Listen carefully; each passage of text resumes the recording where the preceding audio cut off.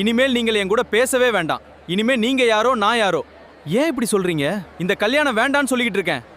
ஆனா என் பேச்சை யாருமே கேட்கவே இல்லை.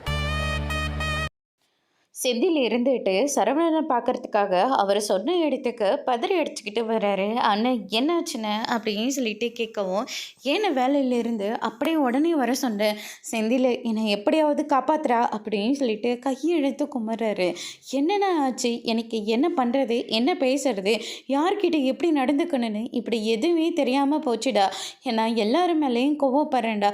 கதிர் கொஞ்ச நேரத்துக்கு முன்னாடி எங்கிட்ட பேசுறதுக்காக வந்தான்டா.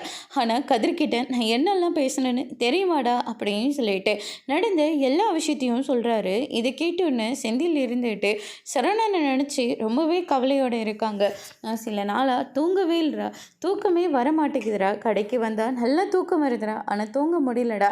கடைக்கு வர கஸ்டமர் முதல் கொண்டு எல்லார்கிட்டையும் நான் சண்டை மட்டும்தான்டா போட்டுட்ருக்கேன். யார்கிட்ட எப்படி பேசணும்னு எனக்கு சத்தியமாக தெரியலடா. எனக்கு இருக்கிற நிலைமைக்கு எனக்கு பைத்தியம் முடிச்சிடும் போல இருக்கு. நானே ஏதாச்சும் என்னை பண்ணிக்கணும்னு தோணுதுடா அப்படின்ற மாதிரிலாம் சொல்லிக்கிட்டு இருக்காங்க. என்னை எப்படியாவது டாக்டர்கிட்ட கூட்டிகிட்டு போயிட்டு எனக்கு ட்ரீட்மெண்ட் கொஞ்சம் பாருடா அப்படின்ற மாதிரி சொல்லிடுறாங்க.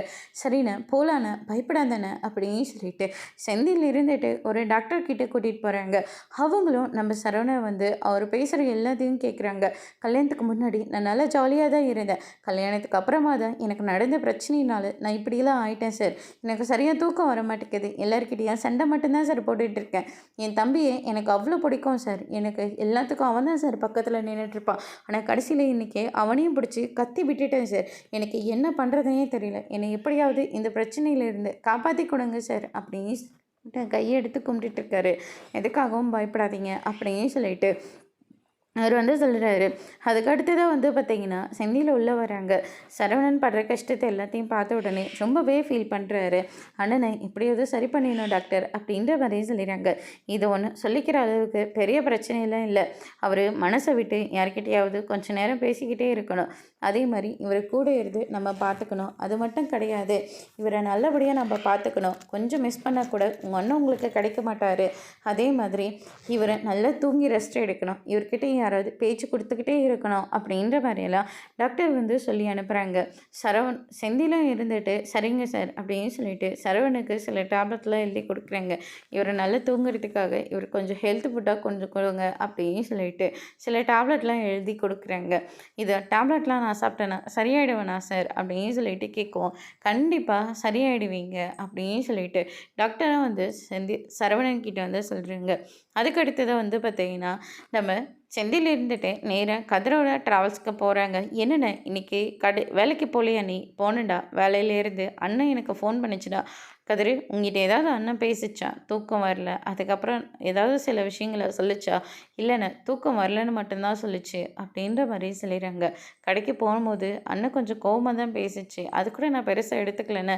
பெருசாக எடுத்துக்கவும் கூடாதுடா கதிர். இன்றைக்கி என்ன நடந்ததுன்னு தெரியுமா அப்படின்னு சொல்லிட்டு நடந்த எல்லா விஷயத்தையும் வந்து சொல்கிறாங்க. அண்ணன் என்னை ஃபோன் பண்ணி அவசரமாக பார்க்கணுன்னு சொல்லிச்சு.